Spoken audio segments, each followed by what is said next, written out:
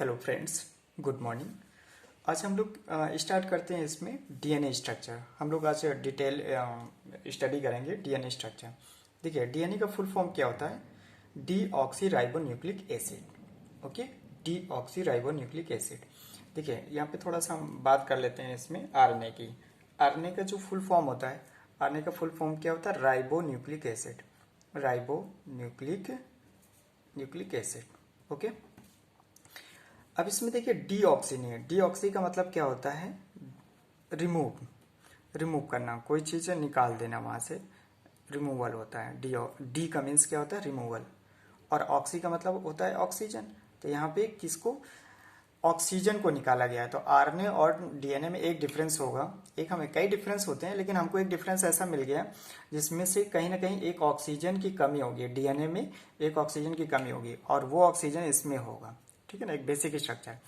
और देखिए, ये डबल हेलिकल स्ट्रक्चर, इसकी स्टडी करी थी किसने? Francis Crick and James Watson ने। इन्होंने डिस्क्राइब करा था डबल हेलिकल स्ट्रक्चर। ठीक है ना, कि ये डबल स्टैंडर्ड होता है और हेलिकल स्ट्रक्चर में रहता है। कब? 1953 में Francis Crick and James Watson describe the double helical structure of DNA. ठीक है ना, कह रहा है DNA is heteropolymer of nucleotides molecule. Very important, ये मोस्ट इंपॉर्टेंट ये पॉइंट्स है, इसको थोड़ा सा ध्यान रखिए। इसमें देखिए क्या बोला उन्होंने कि हेट्रोपॉलीमर। पॉलीमर का मतलब क्या होता है? कि कोई चीज रिपीट करे। और हेट्रो, उसमें से हेट्रो का मीन्स क्या होता है? डिफरेंट। तो उसमें जो यूनिट बार बार रिपीट हो रही है वो डिफरेंट है, सिमिलर नहीं है। ठीक है ना, वो डिफरेंट होगी। और डिफरेंट कैसे होगी वो अभी आगे बात करते हैं। तो कह रहा है कि ये हेट्रोपॉलीमर ऑफ न्यूक्लियोटाइड्स, जो न्यूक्लियोटाइड्स हैं वो डिफरेंट टाइप्स के न्यूक्लियोटाइड्स हैं जो कॉन्टिन्यूसली वो रिपीट कर रहे हैं, लेकिन वो डिफरेंट डिफरेंट है, सिमिलर नहीं है। ओके, चलिए बात करते हैं इसमें। देखो, इसमें हमारे पास में जैसे यहाँ पर क्या है? ये डबल, ये डीएनए इस तरह से, ये डबल स्टैंडर्ड है और हेलिकल फॉर्म में है। हेलिक्स है, ये एक हेलिक्स ये हो गया, दूसरा ये हेलिकल ये हो गया, दूसरा इस तरह से ये इसके हेलिक्स मिल रहे हैं हमको। ठीक है ना। अगर हम देखते हैं इसमें से कि ये कैसे बना हुआ है, जैसे हम एक डीएनए की स्टडी करते हैं तो ये किस टाइप कैसे बन गया है, ये इसको देख लेते हैं हम लोग, बेसिक स्ट्रक्चर। ठीक है ना, तो यहाँ पर देखिए ऐसे ये बेस पेयर्स होते हैं, यहाँ पर लगे होते हैं।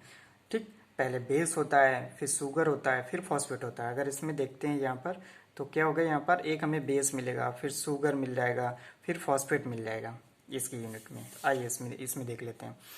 जैसे यहाँ पर है तो यहाँ पर एक हमें बेस मिल जाएगा, फिर इससे शुगर लगाओ, फिर ऐसे फॉस्फेट मिल जाएगा। इसको एक न्यूक्लियोटाइड्स कहते हैं। ठीक है ना, इधर भी एक बेस होगा, शुगर होगा, फॉस्फेट होगा, इसको एक न्यूक्लियोटाइड कहेंगे। ऐसे नीचे भी हो जाएगा, बेस हो जाएगा, शुगर हो जाएगा, फॉस्फेट, इधर भी बेस हो जाएगा, शुगर हो जाएगा और फॉस्फेट। यहाँ पे डबल बॉन्ड ऐसे ऐसे लगे होंगे या ट्रिपल बॉन्ड लगे होंगे, वो एक अलग की बात है, वो हम आगे बात कर लेंगे। लेकिन ये बना कि इतने पार्ट को, बेस, शुगर और फॉस्फेट, इसको हम लोग क्या बोलते हैं? एक न्यूक्लियोटाइड्स कहते हैं। दिस इज द न्यूक्लियोटाइड्स ये। और ऐसे ही न्यूक्लियोटाइड्स ये रिपीट करते रहते हैं, ये रिपीट करते हैं न्यूक्लियोटाइड्स। ठीक है ना, समझना। बेस, उससे शुगर जुड़ा हो, उससे फॉस्फेट जुड़ा हो, एक न्यूक्लियोटाइड है। ठीक, तो शुगर पेंटोज शुगर होता है और ये क्या होता है? फॉस्फेट होता है। ये क्या होता है? Phosphate ion. ठीक है ना, पेंटोज शुगर हो गया, सॉरी बेस हो गया, और पेंटोज शुगर होगी, फॉस्फेट। तो ये तो फिक्स रहते हैं, ये कभी बदलते नहीं है। ठीक है ना, ये फिक्स्ड हैं, ये फिक्स्ड हैं, ये नहीं बदलते हैं। ठीक, बेस बदल जाता है, कभी एडनिन हो गया तो कभी ग्वानिन हो गया, साइटोसिन हो गया तो कभी थाइमिन हो गया, इस तरह से। तो बेस बदलने की वजह से ये न्यूक्लियोटाइड डिफरेंट हो गया, इससे ये डिफरेंट होगा, इससे ये डिफरेंट होगा, इसलिए इसको बोला गया हेट्रोपॉलीमर। ये बात क्लियर हो गई? ठीक है ना। और हमने बताया कि शुगर और फॉस्फेट ये फिक्स्ड हैं।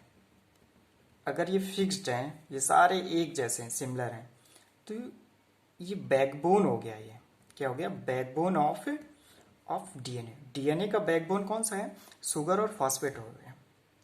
ठीक है ना, आगे हम लोग बात करते हैं। अब इसमें देखिए, इसमें अभी बेस हो गया, शुगर हो गया, फॉस्फेट हो गया, इसको हम लोग एक क्या बोलेंगे? न्यूक्लियोटाइड कहेंगे इसको।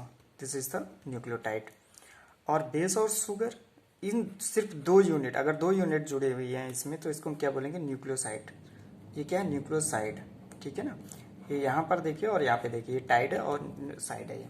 अगर इसमें फॉस्फेट नहीं जुड़ा हुआ है, ये फॉस्फेट नहीं जुड़ा है, बेस और शुगर 2 यूनिट है तो इसको क्या बोलेंगे, न्यूक्लियोसाइड। ठीक। अब देखो एक न्यूक्लियोटाइड ये, एक न्यूक्लियोटाइड ये है, तो आपस में कैसे जुड़े होते हैं। देखिए इसका फॉस्फेट ऐसे शुगर से जुड़ा होगा, ये इस तरह से शुगर से जुड़ा होगा, ऐसे ये जुड़ा होगा, ऐसे ये जुड़ा होगा, ऐसे जुड़ा होगा। तो ये देखिए यहाँ पर जो बॉन्डिंग, ये आपस में यूनिट, एक न्यूक्लियोटाइड है तो दूसरे न्यूक्लियोटाइड से कैसे जुड़ा होगा, ये बॉन्ड है ये। तो एक फॉस्फेट और शुगर है, फॉस्फेट और शुगर के बीच जो बॉन्ड बनता है उस बॉन्ड को हम लोग क्या बोलते हैं, ईस्टर बॉन्ड। ये ईस्टर बॉन्ड है। तो एक न्यूक्लियोटाइड देखिए 2 ईस्टर बॉन्ड बनते हैं, तो इसलिए इसका नाम देता है फॉस्फोडाई ईस्टर बॉन्ड। क्या नाम हो जाएगा, फॉस्फेट के साथ जुड़ा है और 2 बॉन्ड है तो डाई, और कौन से किस टाइप का बॉन्ड है, ईस्टर, तो इसको क्या बोलेंगे, फॉस्फोडाई ईस्टर बॉन्ड। ठीक है ना। आगे बात समझ में। अब इसमें इस तरह से इसमें जस्ट अपोजिट डायरेक्शन में रहेगा इससे, जैसे मैंने ऐसे ऊपर की तरफ ऐसे बढ़ाया तो आप ऐसे नीचे की तरफ ऐसे बढ़ाएंगे, ठीक है ना, क्योंकि इनकी जो पोलैरिटी होती है वो डिफरेंट होती है। अगर इसमें 3 to 5 की अगर हम बात करते हैं तो ऐसे जाएगा, और ये ऐसे उल्टा लौट के आएगा, ठीक है ना, 3 to 5 ऐसे। वो आप धीरे धीरे आप समझ जाएंगे कि क्या है। क्लियर हो गई बात, ये इतनी बात समझ में आ गई। अब देखो, चलिए अब इसमें हम लोग देखते हैं बॉन्ड्स ऑफ डीएनए। डीएनए के कितने बॉन्ड्स हो गए। तो यहाँ पर देखिए इस बॉन्ड्स को हम लोग क्या बोलेंगे, यहाँ पर क्या बोलेंगे इसको, ये तो हमें पता हो गया, फॉस्फेट और शुगर के बीच में ईस्टर बॉन्ड हो गया। अगर 2 हैं तो डाई ईस्टर बॉन्ड, फॉस्फेट है तो फॉस्फोडाई ईस्टर बॉन्ड, ये ईस्टर बॉन्ड हो गया, या इसी को फॉस्फो ईस्टर बॉन्ड भी बोल सकते हैं, फॉस्फो ईस्टर बॉन्ड। और इनके बीच में, शुगर और बेस के बीच में कौन सा बॉन्ड हो गया, यहाँ पे ग्लाइकोसिडिक बॉन्ड, ग्लाइकोसिडिक बॉन्ड। देखिए अब समझिए, शुगर और बेस 2 बने तो इसको हम लोग क्या बोलेंगे, न्यूक्लियोसाइड।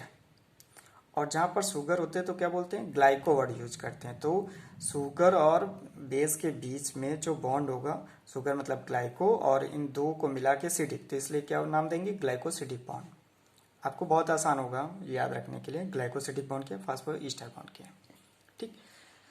देखिए इसमें से एक हम छोटा सा स्ट्रक्चर इसमें देखते हैं, छोटी सी बात इसमें कर लेते हैं। देखो यहाँ पे टाइप्स ऑफ बॉन्ड्स, जो डीएनए में बॉन्ड्स कितने टाइप के, ग्लाइकोसिडिक बॉन्ड हमने बात कर ली, ईस्टर बॉन्ड बात कर ली, हाइड्रोजन बॉन्ड। तो यहाँ पे देखो ईस्टर, ये जो बेस हैं, 2 बेस के बीच में ये हाइड्रोजन बॉन्ड होंगे, ठीक है ना। ये क्या है, ये हाइड्रोजन बॉन्ड, ठीक है ना, ये हाइड्रोजन बॉन्ड है। ठीक। अब वो हाइड्रोजन बॉन्ड डबल बॉन्ड है या ट्रिपल बॉन्ड है, ये बेस पे डिपेंड करता है कि कौन सा बेस है। तो कितने बॉन्ड हो गए, हाइड्रोजन बॉन्ड हो गए, ग्लाइकोसिडिक बॉन्ड हो गए और ईस्टर बॉन्ड हो गया, ये फास्फो ईस्टर बॉन्ड, ठीक है ना। थोड़ा सा बेस की बात अभी बाद में करते हैं, थोड़ा स्ट्रक्चर इसका डिटेल और हम लोग देख लेते हैं। जैसे ये हमारा हेलिकल स्ट्रक्चर है, डबल स्टैंडर्ड हेलिकल स्ट्रक्चर है, ठीक है ना। अगर इसकी पेरीफेरी की बात करते हैं तो पेरीफेरी अगर हम डिस्टेंस देखते हैं तो कितनी आ गई, 20 एंगस्ट्रॉम की। अगर इसको हम लोग क्या बोलते हैं, इसकी एक्सिस मानते हैं। ये एक्सिस की एक लेंथ कितनी है, 10 एंगस्ट्रॉम की, ठीक है ना, इतनी बात समझ में आ गई। और हम देखते हैं ये एक हेलिक्स है, इतनी एक हेलिक्स है, ये एक हेलिक्स है। तो 2 हेलिक्स की, एक हेलिक्स में ऐसे बॉन्ड होते हैं ये, ठीक है ना, ये बेस पेयर लगे हुए हैं। तो ये जो ये बेस है, ये बेस है, इससे ये हाइड्रोजन बॉन्ड ऐसे बना के रखा है, इसलिए इसको बेस पेयर कहते हैं क्योंकि पेयर में है ये, ठीक है ना। तो एक साइड पे अगर हम लोग देखते हैं तो लगभग 10 होते हैं, और दो यहाँ पर ये जो न्यूक्लियोटाइड है, बेस है, इनके बीच की डिस्टेंस कितनी है, 3.4 एंगस्ट्रॉम, और 10 है तो कितना आ जाएगा, 34 एंगस्ट्रॉम। तो पूरी हेलिक्स में 10 ही है और 2 के बीच में 3.4 है, तो पूरी हेलिक्स की डिस्टेंस कितनी आ गई, 34 एंगस्ट्रॉम, ठीक है ना। अगर हेलिक्स की डिस्टेंस की बात करें तो 34 एंगस्ट्रॉम। एक डाटा हमारे पास ये मिल गया 20 एंगस्ट्रॉम। अगर इसके एक एक्सिस से एक साइड की बात करेंगे तो 10 एंगस्ट्रॉम, एक डाटा ये मिल गया। और दो न्यूक्लियोटाइड या दो बेस के बीच में डिस्टेंस कितनी है 3.4 एंगस्ट्रॉम है, तो पूरी हेलिक्स के बीच में 34 एंगस्ट्रॉम। ये अपने पास इतने डाटा मिल गए, ठीक है ना। बॉन्ड्स के बारे में मैंने बता दिया है इसमें से, बैकबोन मैंने बता दिया है, शुगर प्लस फॉस्फेट मैंने बता दिया था। अब थोड़ा बेस की बात कर लेते हैं हम लोग यहाँ पे। अगर हम लोग बेस की बात करेंगे यहाँ पर, ठीक है ना, तो हमारे पास देखो क्या है, प्यूरिन बेस हो गया और पिरिमिडीन बेस हो गया, ठीक। प्यूरिन में क्या क्या क्या आ जाएगा, एडेनिन और ग्वानिन, ठीक है ना, इसको हम कैपिटल ए से डिनोट करते हैं, इसको कैपिटल जी से।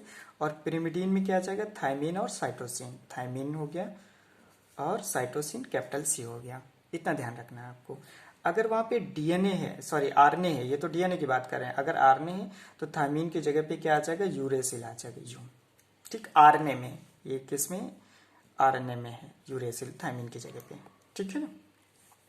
आइए इनके लिए भी बात कर लेते हैं। इसमें तो पूरी बात हो चुकी है, इसमें फॉस्फेट प्लस न्यूक्लियोटाइड ये हो गया, बेस प्लस शुगर ये हो चुका है इसमें से, ठीक है ना। आइए, जो हमारा बेस है प्यूरिन और पिरिमिडीन ये मिले थे, ठीक। तो प्यूरिन में हम लोग क्या देखते हैं कि ये डबल रिंग है। प्यूरिन कैसी है, डबल रिंग है, ये डबल रिंग। और ये कैसी है, ये सिंगल रिंग है, सिंगल रिंग।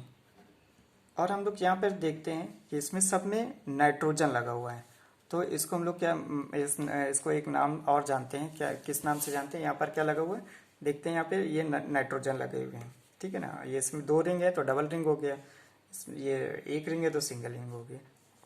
और ये बेस में नाइट्रोजन लगे हैं तो इसको नाइट्रोजिनस बेस कहते हैं। क्या बोलते हैं, नाइट्रोजिनस बेस बोलते हैं इसको हम लोग।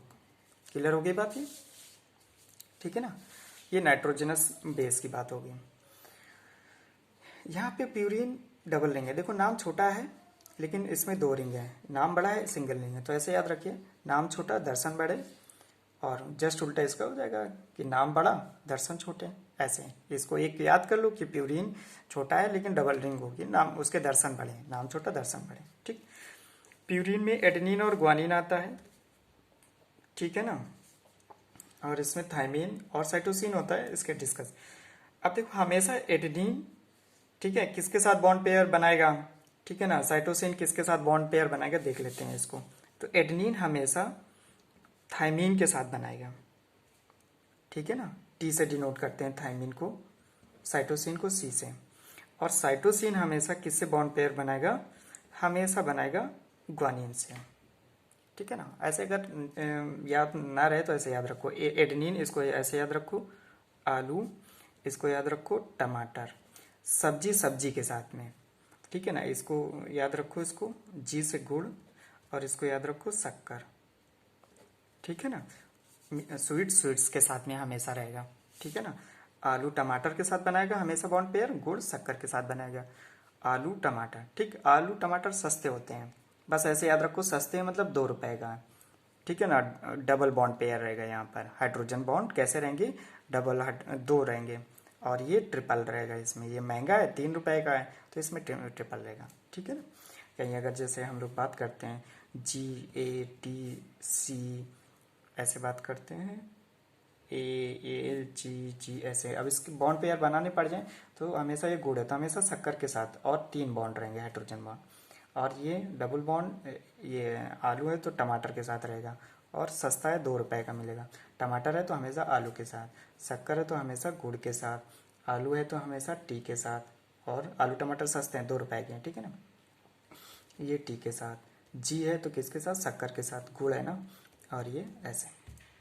तो आप ऐसे बना सकते हो, इसकी बॉन्ड पेयरिंग ऐसे कर सकते हो। इतनी बात क्लियर हो गई है, ठीक है ना, कि कौन किसके साथ बॉन्ड पेयरिंग करेगा, हाइड्रोजन बॉन्ड। थोड़ी सी बात कर लेते हैं डीएनए का फुल फॉर्म की बात कर लेते हैं हम लोग। तो डीएनए का क्या नाम है, डीऑक्सी न्यूक्लिक एसिड, इसका नाम ये है, ठीक। इसमें एसिडिक वर्ड है, ठीक है ना। तो डीएनए में क्या क्या रहता है, बेस रहता है, शुगर रहता है, फॉस्फेट रहता है, इतनी चीजें रहती हैं, ठीक है ना। बेस है, शुगर है और फॉस्फेट है, ठीक, 3 चीजें हैं इसमें से। तो एसिडिक नेचर किसकी वजह से हुआ है, फॉस्फेट की वजह से। किसकी वजह से हुआ है, फॉस्फेट की वजह से। अब फॉस्फेट की वजह से ऐसा मत सोचिए कि इसने हाइड्रोजन डोनेट किए हैं तो उसकी वजह से एसिडिक नेचर हुआ, नहीं। जैसे आप CO2 में देखते हैं लोन पेयर होते हैं तो स्लाइटली एसिडिक होता है ना ये, बस ऐसे ही इसमें लोन पेयर होने की वजह से ये स्लाइटली एसिडिक हुआ इलेक्ट्रोनिगेटिविटी की वजह से। तो इसको बहुत ज़्यादा हम डिस्क्राइब नहीं करना चाहते हैं क्या है, लेकिन आप इतना समझिए कि हाइड्रोजन डोनेट करने की वजह से इसमें एसिडिटी नहीं आती है, इसकी इलेक्ट्रोनिगेटिविटी की वजह से आती है, इसमें लोन पेयर होते हैं, ठीक है ना। तो हमारा जो बेसिक था DNA का, वो DNA का बेसिक इतना ही था, ठीक है ना। अब हम लोग आगे इसमें क्रोमोसोम की बात कर चुके थे, लेकिन हमें डिटेल क्रोमोसोम की बात करनी है, तो वो हम लोग नेक्स्ट लेक्चर में बात करते हैं। ओके।